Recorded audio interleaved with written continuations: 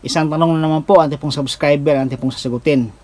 Ilang beses po ba tayo magturok ng anti-hog cholera vaccine sa ating mga inahing baboy sa loob ng isang taon? Ang anti-hog cholera vaccine po mga kaibigan, ito po ay importante po sa ating mga alagang inahing baboy para po atin pong maiwasan yung mga sakit na hog cholera. Ang mga sintomas po ng hog cholera, lagnat, pantal-pantal sa kanyang balat, at saka panghihina po ng ating mga alagang baboy po mga kaibigan.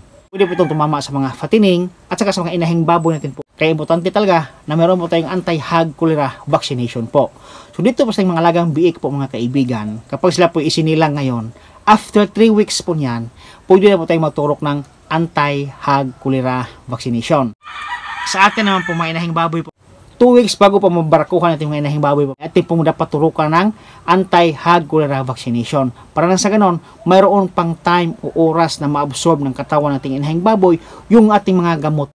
Sa ating mga inahing baboy naman, pwede po tayong magturok ng 2 beses sa loob ng isang taon o every 6 months po mga kaibigan.